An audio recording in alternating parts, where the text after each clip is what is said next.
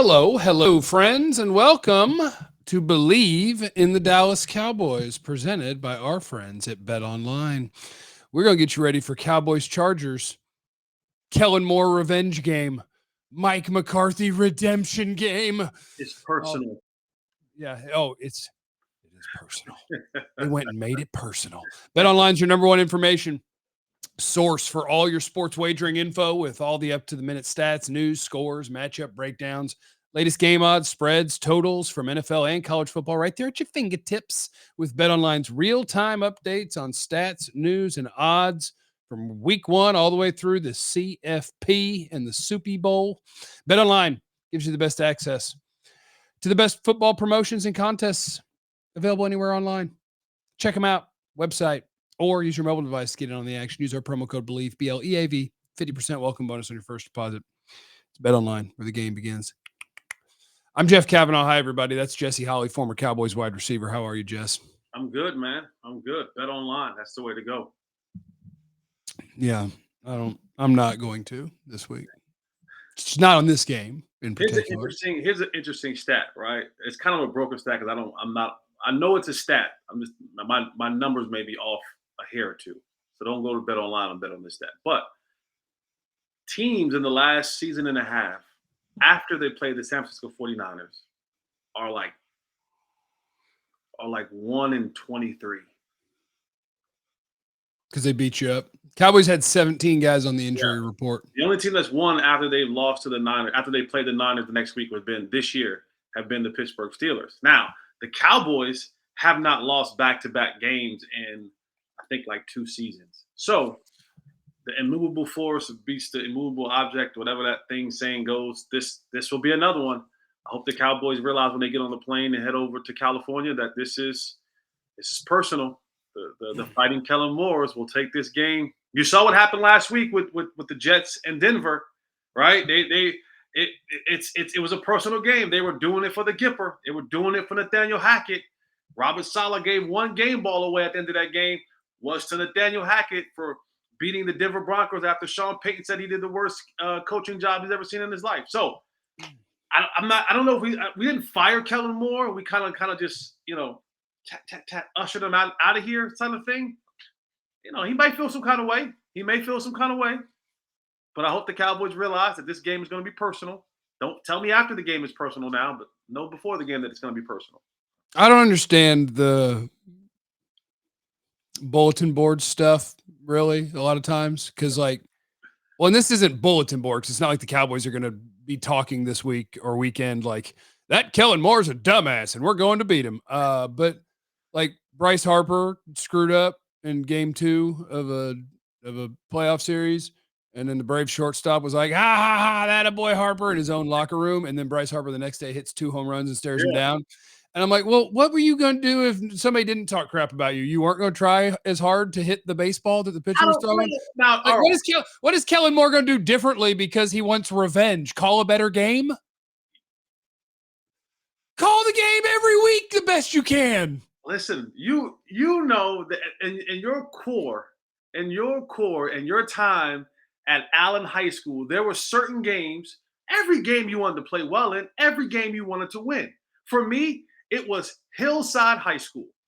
Hillside was our rival. We didn't like us. We didn't like them. They didn't like us. Plano East, we spanked Plano East every time out. Right, but there was a different level of energy for that game. You prepped a little bit more for Plano East than you might have done for Plano West or for Plano Senior or for Plano Junior or for Plano North. Plano has 19,000 schools right now, all right? We played against 3 of them, Plano, East, and West. So and then Michael Jordan said it best in Last Dance, right? Like, I'm always trying to find things to make it personal. I'm always trying to find things that give me the edge. Tom Brady said the same thing. He's like, oh, he looked at me? Did he look at me? Did he roll his eyes at me? And the dude's like, hey, I didn't even see you over there, Tom. Oh, you didn't see me. Oh, so now you didn't see me. Okay, let's go. You didn't see me. You did not see. And so that's what athletes look for. We're always looking for some sort of edge, especially the really good ones, right? Like I'm always cognitive and understanding my position in the world when I speak of the great athletes. For me, go do your job, right? Go do your job, right? Try not to get cut this week. That was enough motivation for me. Okay, you want me to lock in? Tell me that I might get cut this week. That was I didn't need them. So I don't put myself in the conversation with the greats because their level of motivation is different. Mine was just do your job. And I wanted to do my job damn good. Damn good. Because I wanted to have a job next week. But if I go out there and don't have 3 solid special teams tackles and a good block on the punt team, you ain't talking about me on ESPN. I'm not topic of discussion. Tony Romo goes out there, throws 5 interceptions. Oh, buddy. Somebody got to deal with that. You know what I'm saying? Yeah. Oh, yeah. The guys are trying to find their motivation. And there's going to be a lot of motivation this week, both Cowboys and Chargers. Yeah, and honestly, in terms of previewing this game, I'm struggling with it a little bit. I don't know who to pick to win. I think it's going to be a close game. I don't know who to pick to win just because that's how defeated I feel about this team overall after watching what the 49ers did to them. Like, I don't believe in what Mike McCarthy wants to do offensively. I believe even his quarterback doesn't believe in it. He looks uncomfortable and bad. I think everything about this team looks a little bit off and or broken. But I also think man for man, they're significantly better than the Chargers. And so I'm struggling with what to do with that because this is another week where it could look like everything the Cowboys are doing is just fine because when you just line up and say, hey, Michael Gallup, I need you to beat Michael Davis on a slant, I think you can. And when you just say, hey, go beat him on a stop route, I think he can. Like, that's why Michael Gallup has a couple of good games this year. When you go up against guys that I can literally just line up and beat you, then everything looks functional and nice and everything's good. It's when you line up against guys that's not good enough and you're like, okay, what else you got? That it becomes a challenge. I think the Chargers defense is one of those that the Cowboys could line up and beat them. And it's just like, yeah, we didn't have to do a lot. That just assumes also that the Cowboys defense can play a good game, which I don't have a ton of faith in that, which is that justified? I don't know. They played the best team in the NFL and they got their asses kicked. It could just be that simple, but so many things just look broken, confused, and lost that I don't have a ton of confidence that they're about to get back to what they've been the majority of their games this year. So I don't know what to do with it. I don't know. I think you have a great point, and this is part of kind of like in my evaluation this week as well, is we're Friday, excuse me, and the Cowboys, whether it's coaches or players, are still somewhat talking about what happened last week. Whether it's good, bad, or indifferent, right? It's still a topic of conversation that in most arenas, you hear the term of, all right, we deal with it for 24 hours, win or lose, we pack it away, we get to move on to the next game. I think, and maybe this goes back to the stat I said earlier with playing the Niners and how sometimes they can defeat you so badly, it lingers. And I think this may be something that's like has a lingering effect on the Cowboys. And, these like playing the Niners, you sometimes, like, I should say this, losing the way you did to the Niners, you pray that you have a Thursday night football game following it. Simply because it forces you to lock in and get back to the game so quick. But when you lose in the manner of what you lost, and then now you have a Monday night football game, you literally have the very last football game of the quote unquote football week. And even within that day, you have to wait all day to get to it. Right. And so yeah. I think there may be there, and I hope that it's not. I hope that these guys are able to put that behind them in some way, shape, or form and focus on what's ahead of them. Because when you look at the Chargers rosters, the Chargers, to me, if we just did paper, right? If I just put a roster on paper and held it up, the Chargers name for names, like offensively and defensively, they have one of the top 5 rosters in football.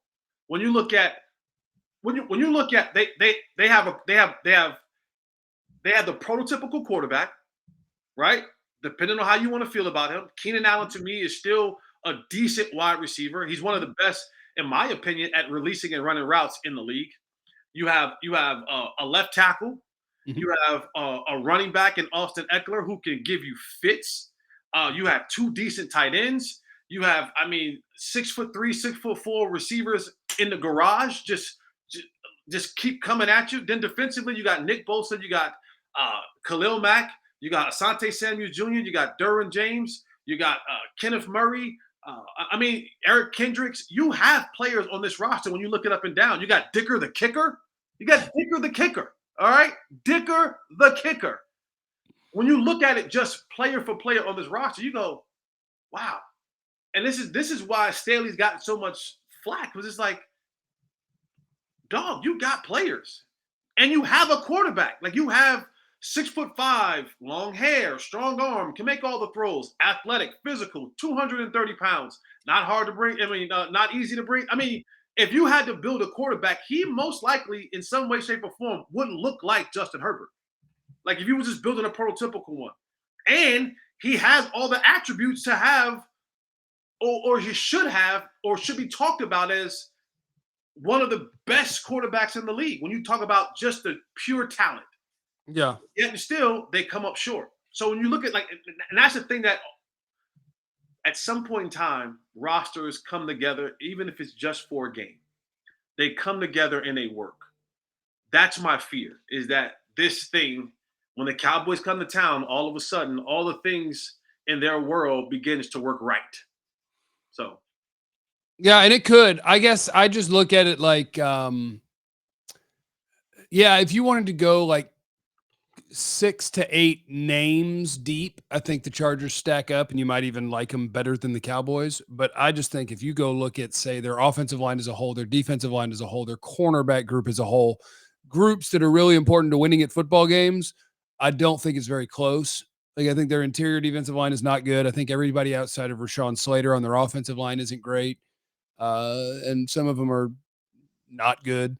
So they are very Justin Herbert, Keenan Allen, Austin Eckler, Rashawn Slater reliant, non-Asante Samuel corners. But then again, if we're going to be honest about it, since Trayvon Diggs got hurt, the Cowboys have been a bad pass defense overall.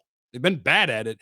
And we're going to just be calling people out by name this week. The Cowboys were supposed to have the best safety group in the league. And I think that's why they're bad at it. I think that's why they have one good safety this year. The Cowboys do. That's why they're, and I'm in the one that you're thinking about. I'm not even quite putting him as a good year. The one where you pay for intercourse, I still think has played well this year.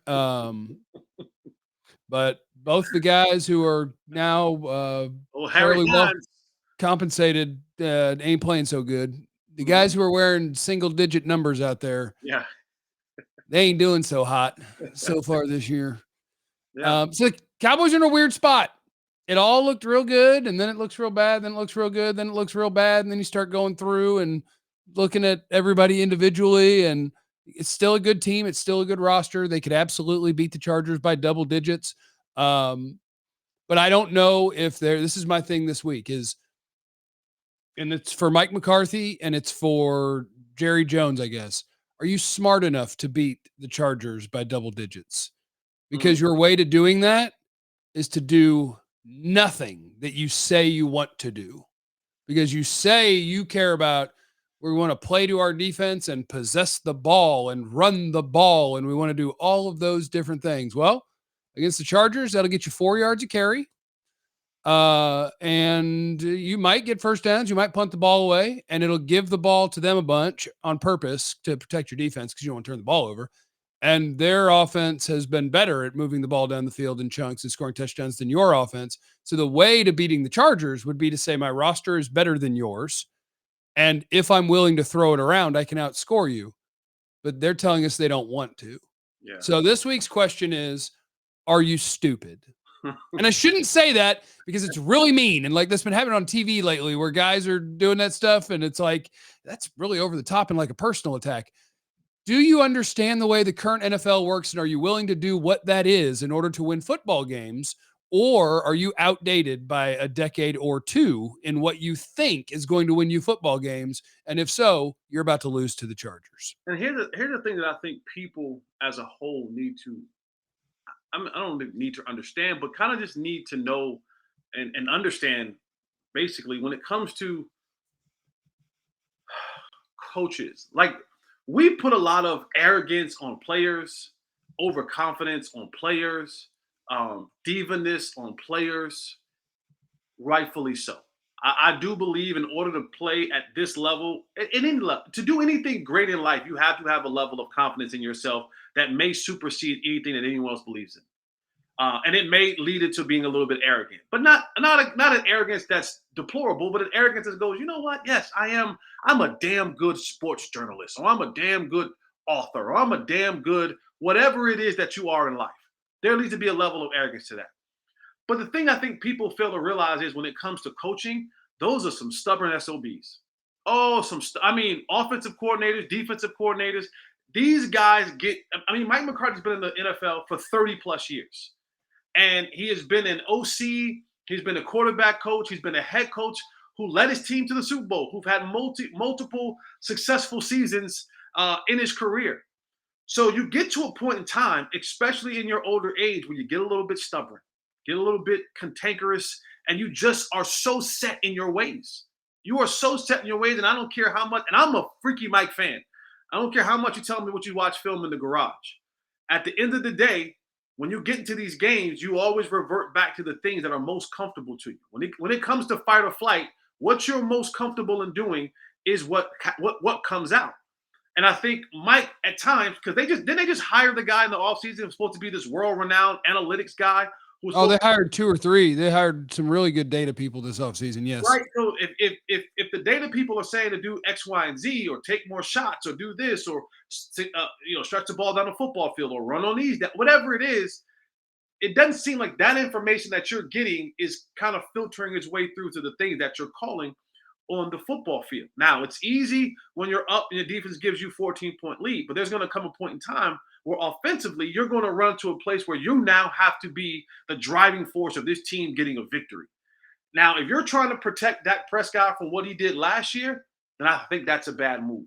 I think if he's going to fail, then he's going to fail that way, and then that just has to be it. But at this point in time, you're basically sinking your own ship as well as the team ship with this conservativeness in how you're approaching this thing. Like Mike has to come off that. He has to come off that snide of being a little bit stubborn in the things that he wants to get accomplished for himself while protecting Dak from what he was a year ago. Because ultimately, you get what you got last game.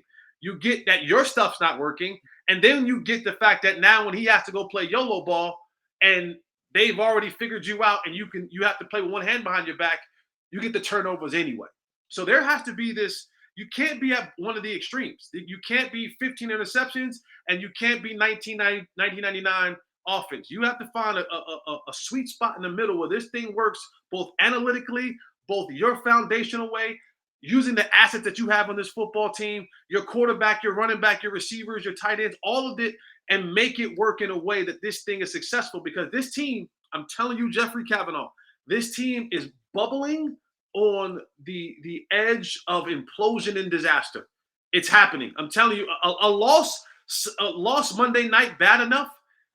And then you got to sit on this for 2 weeks. You already seen CeeDee Lamb have his comments. Micah, who I'm starting to believe is a very selfish player, have his comments. And guys are now speaking their piece all across the board. This team is bubbling on some implosion really soon. Well, and there's some stuff that I'll just say quietly because I don't believe either of them has said it out loud. But I hear that the number one wide receiver and the starting quarterback were never on board with the idea of Mike McCarthy being the dude designing and calling the offense. That they like Kellen and Doug Nussmeier and some of the guys that used to be that are no longer. So if it doesn't go well, it's going to be a lot of fun because eventually your perfect soldier quarterback is going to start talking. And I can also say, they haven't said this publicly, this is between you and I, same quarterback and wide receiver number one who were not on board with having Mike McCarthy call the plays and like Doug Nashmeyer and so on, so on, so on. So I can also tell you that those two are not seeing eye to eye. Aren't we having fun? Aren't we having a good time? I do have a Mike McCarthy thing that's worth tracking, and I don't know if anybody wants to do this because it would be a real ass whipping of a way to watch football, but here's what's worth tracking. Even if Mike McCarthy wants to call his route combinations, which are bad, there's been two charts. I love charts. I love being able to visualize stuff. Two charts I saw this week. One of them was how often does every quarterback in the league get to have what is called perfect coverage, which basically means that nobody blew it and every receiver has a DB within however many yards of it. Okay. And this chart had to be kind of expanded because they had to be able to fit where the Dolphins and 49ers were. Because that's how many blown coverages they create with their offense. And so the chart couldn't just be a square. It had to be like rectangle. And the Cowboys were, I don't know if this is right for the camera. Just know that the Cowboys were in the bottom left. Like people don't blow coverages against the Cowboys because you don't make them, because you don't do anything creative. And then the other one I saw was how often are people in motion when the ball is snapped? And it was the same thing.